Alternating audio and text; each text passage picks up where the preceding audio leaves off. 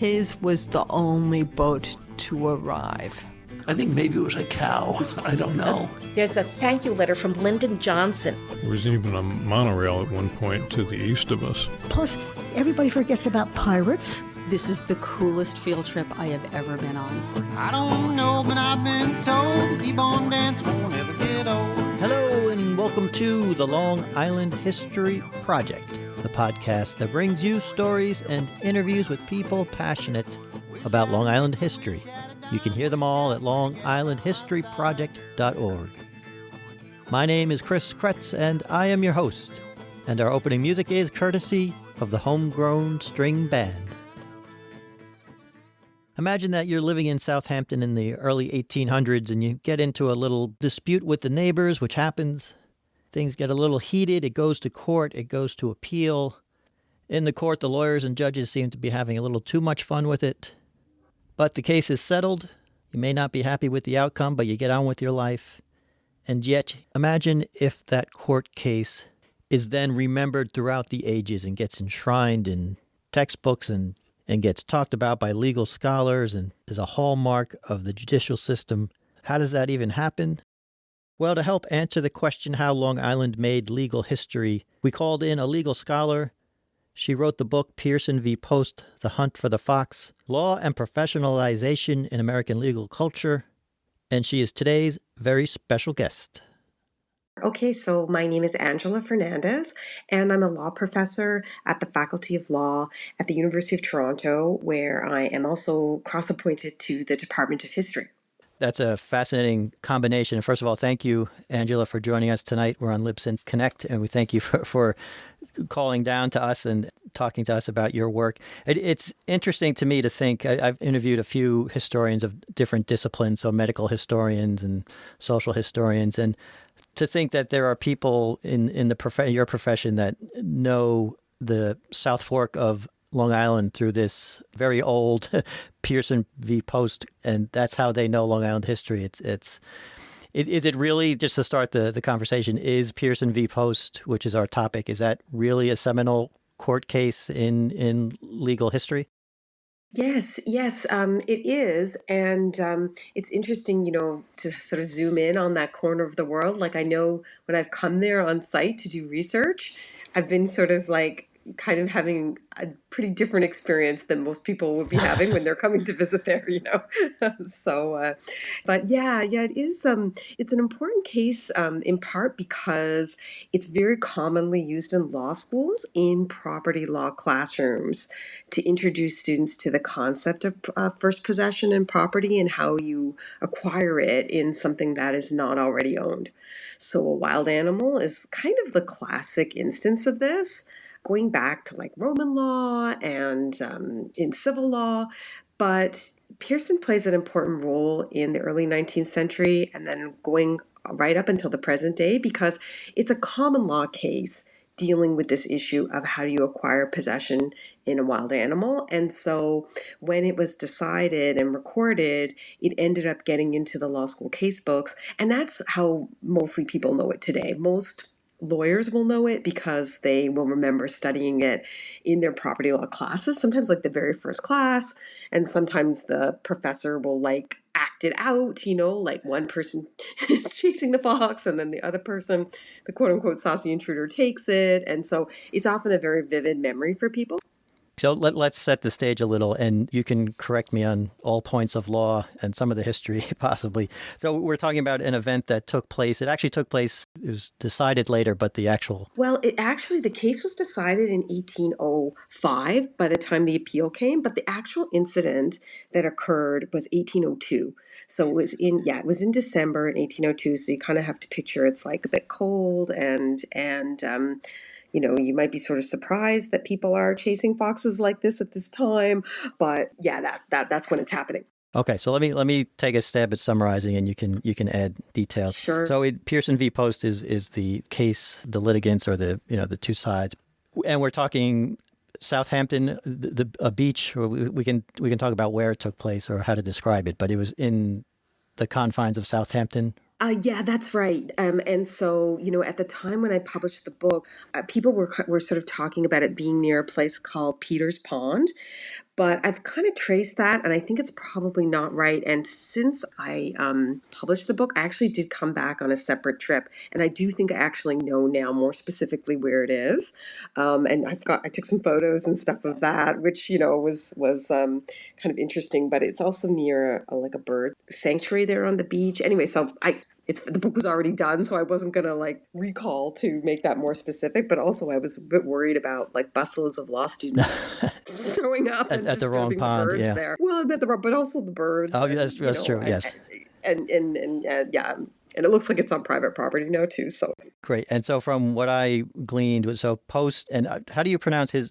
From the spelling, it looks like Lodowick. Lodowick, yeah, Lodowick Post is engaging in a nice fox hunt, and apparently, as he's chasing the fox, Jessie Pierson swoops in at the end and basically kills the fox that he was pursuing, and that's the crux of the argument, at least on one level.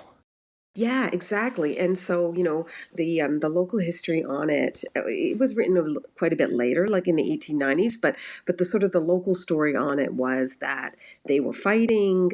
They were both the sons of wealthy people in the community, but kind of like different forms of wealth. And so they, were like in their early 20s, so probably easy for them to get into a kind of a tussle. But instead of just duking it out, they went to their local JP, Justice of the Peace, and there was a jury trial presided over by a Justice of the Peace, which is kind of like a lay magistrate, so not very expensive to obtain, and but a jury trial with witnesses and so on, and the jury actually ended up giving 75 cents to the original pursuer, very small amount of money, even in 1802. And really, the case probably should have ended there. But what happened was Pierson, he appealed to the New York Supreme Court, basically using like kind of a fancy lawyer, a cousin of his from New York City. And so that's part of what the book is about, is how this very simple local dispute got blown up really out of proportion by the legal professionals who encountered the case. Would you say, was Pierson really? What do you think prompted him to bring the appeal? Other than, did he really just want the fox, or was he trying to prove a point? Or yeah, it's interesting. I mean, it's kind of unknown why he did that. I mean, part of the context for it is looking at how lawyers at this time are becoming quite successful at appealing from lay justices' courts. So, I couldn't find like a lot of cases of this, but in almost all of the cases that they are in the records, they are successfully appealed. So my guess is that Pierson's cousin, who's a lawyer, is sort of saying to him, like, if we do this, we're probably going to win. And maybe in a way, if you look at the way that the report is written, it's kind of in this very like puffed up, formal, elaborate debate style. Both lawyers start pulling out all these old authorities on wild animals and how do you acquire possession in them. And it almost looks like they're having like a little bit of, I'm going to say fun with it, but they are sort of running with it. And the judges are responding to that. And so that's kind of why by the end of it all, you have this report that is really super easy to read, fun to read. It was easy to put into case books because it was really just something kind of unexpected and an instance of what I call in the book legal solemn foolery, which is lawyers at this time doing this kind of thing where they sort of, get together and they almost treat the case like a bit like a sport. They're having fun with it and there's sporting wit and these sorts of things involved. So that was an angle that started to emerge out of the research I was doing. And I started kind of thinking, yeah, this is maybe not so uncommon for the period to make fun a little bit in this way. And especially when it came to non-human animals, like it's sort of this idea that, well, they're kind of insignificant, morally insignificant, economically insignificant, 75 cents. And we're going to sort of play around with it. so, just to talk through some of the issues. So it was a fox hunt, and pursuing it did not, in the end, give Post the legal right to claim that he owned it because he didn't kill it himself. And I think some of the people commented, like in the sort of the the realm of the sportsman, Pierson did cut in front or disrupt the ancient tradition of the hunt by seeing the opportunity and kind of knowing that the hunter was pursuing. So the Supreme Court, New York State Supreme Court, overturned the initial decision. What was the point of law, without getting too deep in the weeds, I guess, that this case established in terms of the ownership of that fox? Well, and you're absolutely right. So Post was, unsuccessful insofar as he couldn't secure the possession, and you're supposed to do it according to these old authorities in a way where the animal can't escape. And so the idea is, well, up until that point where the possession or occupation, sometimes it's called, is that secure, somebody else can come and take, even if that would be what you might think of as unsportsmanlike behavior. But what the New York Supreme Court said was, no, it's the person who securely takes. And in this instance, the most secure way to take an animal would be to kill it. That's the successful person, and that person gets the ownership. The rule that it's sometimes called, they didn't actually use this language in the case, but later on people have kind of used this as calling it the law of capture. So it's basically like, the property goes to the person who captures the unowned thing. Was it a new precedent? I mean, it sounds like they're saying possession is 9/10 of the law almost. Like, how radical was it to say the person that kills the fox gets the fox? Yeah, that's a good question. How radical would it have been? I mean, I think, not that radical, although there is evidence that for sports people, like, the custom or what would have happened here had the law not intervened and the lawyers not gotten involved and stuff. I do think that there's a sense that the pursuer would be, that it was ungentlemanly or unsportsmanlike to interfere with that, Right. Which is why Pierson's called the saucy intruder, because it's like you're not really supposed to do that. But the reason, in the case Pierson does it is because he's not a sportsman. Like he's not hunting the fox in the recreational sense. He's just like, oh, this fox is around my family's properties and we don't like having foxes here. And maybe we don't even like having formal fox hunting here either, because even though we don't know, there probably wasn't horses involved in this, but if English style fox hunting were to come with horses and stuff, it tramples up fields and fences and things. Like, it's not England, right? And so it would be foreign to people in Long Island. And I think so. When this was decided in 1805, Post was already dead at that point. Did he live to see it overturned? Did he live? Yes. Well, the thing is, okay, so the local history had it that they were young. They were in their 20s. So they were still alive when the appeal happened, even though it took a long time. It took over 2.5 years. But the fathers, they were older. And, what the local history had said was that it was really kind of a dispute between the fathers that got this whole thing going. And the sons were the ones who, you know what I mean, kind of actually got into this tussle, but it was really the dads. And the Piersons, they were a farming family, and so they had a lot of their plots of land down right by the ocean. And because they were farmers, they tended to see foxes as like vermin, like a problem for them, because they would come and maybe eat the chickens and things like that. So basically, they're kind of thinking, well, you see a fox, you kill it. This isn't like recreation. Whereas Post, those guys lived up on the main road, and the old Post house is actually still, well, I haven't been there in a while, but last time I was there, that house is still there. And those guys were a little bit more mercantile in their wealth. Like, they had more connections to Sag Harbor and a bit more like up and coming in that sense. And so the idea was, well, for them, the fox is more like an object of recreational pursuit, like valuable. And so Post, in suing, was maybe kind of trying to say, like, you're interfering with my sport, which is kind of more of a tort than property, but it ended up kind of being turned into a property question, because I think that's what the lawyers and judges were interested in. But I think what Post was really after was just some recognition that, like, you interfered with my fun, like my friends, my dogs. They didn't have horses apparently, but yeah. Just to stick on the local history part of it, I don't know how familiar you were with Long Island before diving into this case, but what can you share anything you discovered about the conditions in Southampton at the time, the other people, or just the lay of the land, as it were? Yeah, no, and I wasn't familiar with Long Island at all.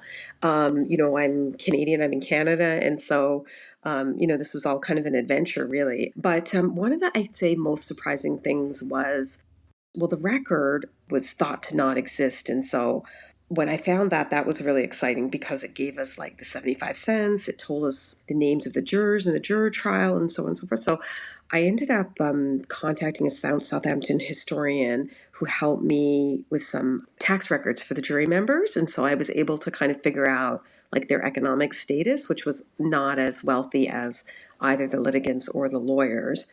But then the other thing that I realized when I started to use the census records, looking up who was who at that time, was that like almost everyone involved in this was a slave owner.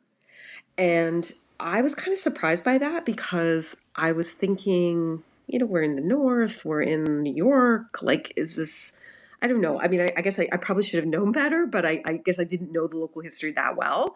And so I was finding out, in these households, there were often slaves. And the jury members were the only ones who didn't have slaves. And I think that's just because they didn't have as much money. But Pierson did, so did Post.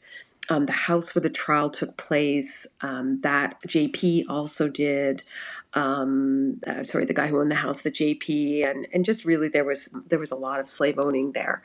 And so I thought that was a point that was surprising to me, and I thought might be surprising to other readers. So I tried to really bring that out.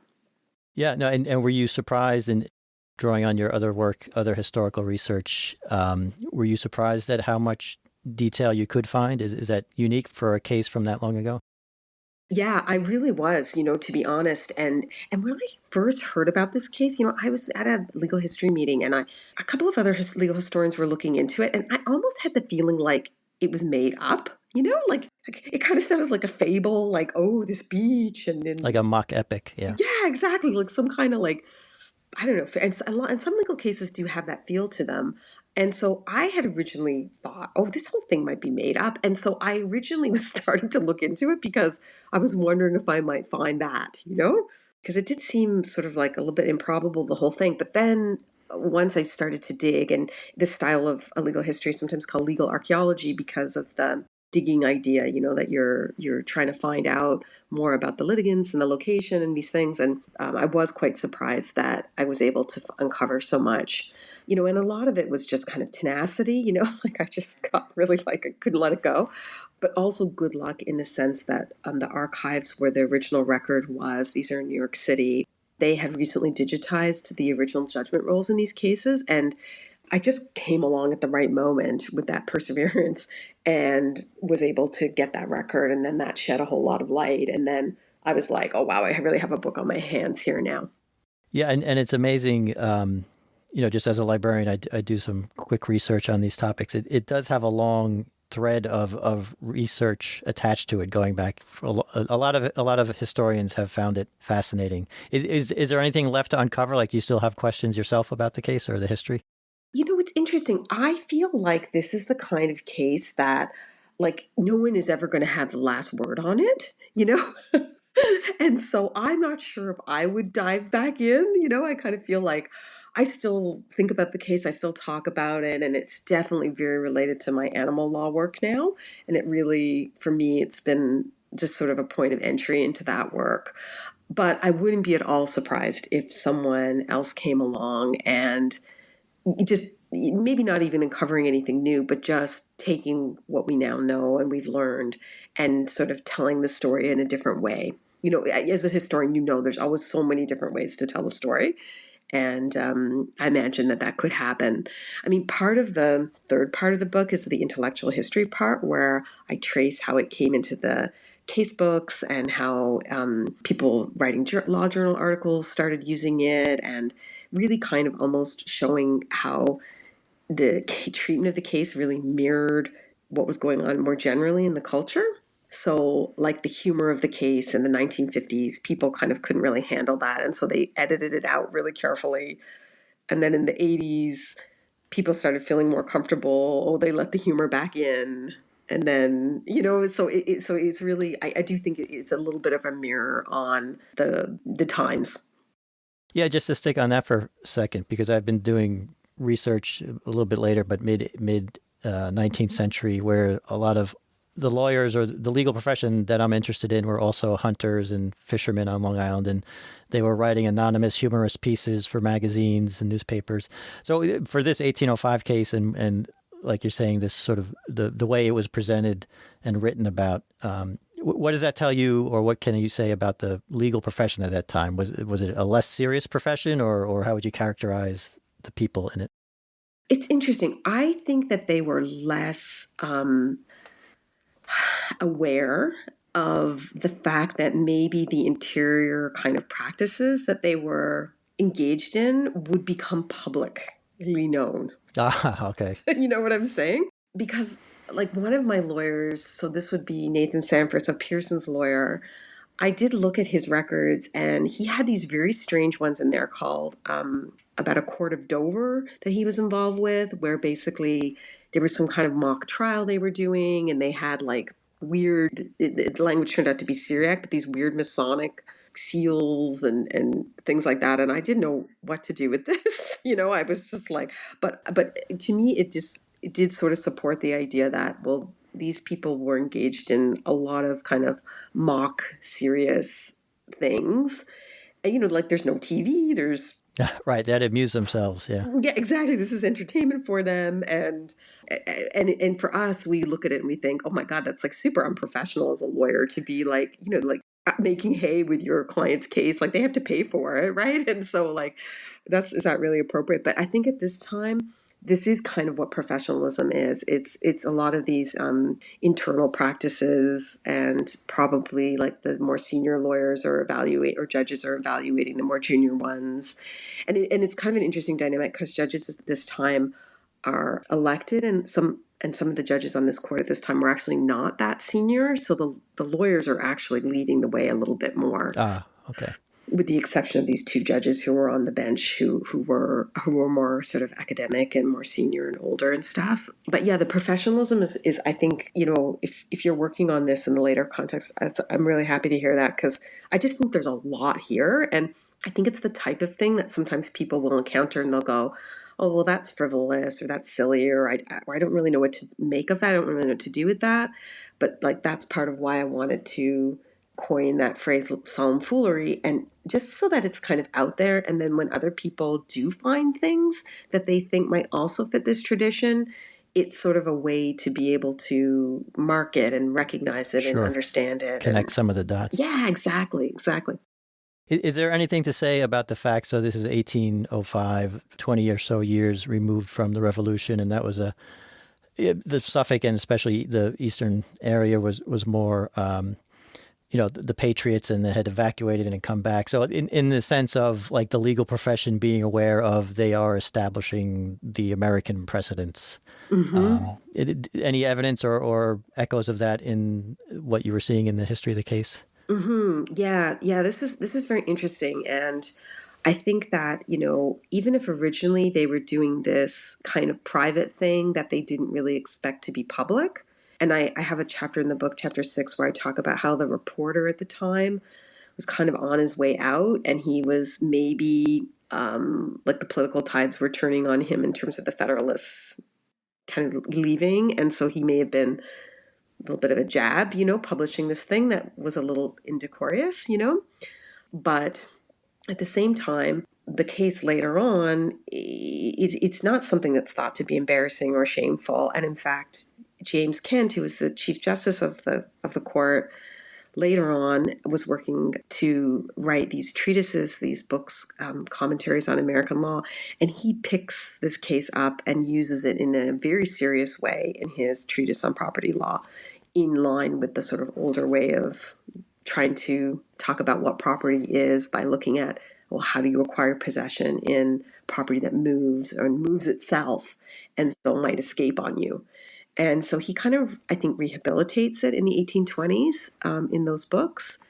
And then because he's very prominent, those books become very prominent, then once you have case books that start happening around the 1900s, the new law professors, like this new breed of legal professional that didn't exist before, but these full-time law professors, then for them, they're reading about the case in Kent's commentaries. And so they're like, oh, we should put this in the case book because students could benefit from this. and it has a majority and a funny dissent. And so that's kind of, how I think a lot of it is going. Is there anything else about the case or the history or just your experience coming down here to research that I didn't ask you or that you want to get across? Yeah, doing the research there. Well, I would just say that it was a really great experience. I found the people in the local historical societies were super helpful. And, I came back and gave a talk there after I published the book, just to sort of show people, like, this is kind of what happened. And the help and the assistance was very appreciated. And, it was really great. But as I say, I had the one summer that I came there, my daughter, who's 16 now, was 1 year old. And I was going around doing the photos in the book, with a point and shoot camera at that time, which is kind of shows you like how far back this goes. But we were supposed to be having like a regular vacation, but I was driving around visiting cemeteries trying to find the gravestones, and then I ended up in Riverhead trying to look for will records for for the litigants and things. So it was a very interesting and very unusual time, but I have a lot of very fond memories of it. And just to jump back to something you'd mentioned, and if you feel like breaking the news, I'll leave it up to you, but can you tell us where you discovered or where you now think the actual event took place, if not Peters Pond? Yeah. So I think the pond actually, I think, is called Little Pond, and it's actually closer to the line with East Hampton than I had originally thought. And it's not as far back from the water. And, I don't know for sure if this is it. And you'd think like, oh my God, that shoreline must be so different after such a long period of time. Like, I know the houses there have had to be moved back a bunch of times and things, but it does look like it's quite possible that that is the location. And it makes a lot more sense than the Peters Pond one. But I think what happened was the names just got transposed. Oh, okay. And anything you would want to point people to, it's something you're working on now, or if you want to encourage other legal historians or people getting in the field, what would you like to leave us with? Oh, I would say that just to think about how really with these legal history projects, often curiosity is just such a important part of it. And so, I would say if there's something that's kind of catching your eye and you just feel curious about it, to just, take a closer look and maybe hang on and hang in there a little bit longer than your friends and family might think is wise. and then you sort of never know where it's going to take you, right? So it's almost like, for me, this was a bit of a hunt of my own, and it was really good to have the time and the capacity to be able to go on that journey.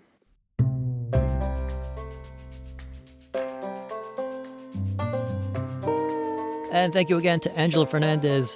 We will have links in our show notes to more of her writings on Pierson v. Post and more of her work in animal law. You can find us at longislandhistoryproject.org. And if you have done your own research in whatever field that crosses over with the history of Long Island, why don't you get in touch? We'd love to talk to you. You can reach us at longislandhistoryproject@gmail.com. For now, that does it for this episode. Our outro music is Capering by the Blue Dot Sessions, used under an Attribution 4.0 international license. And as always, thank you for listening.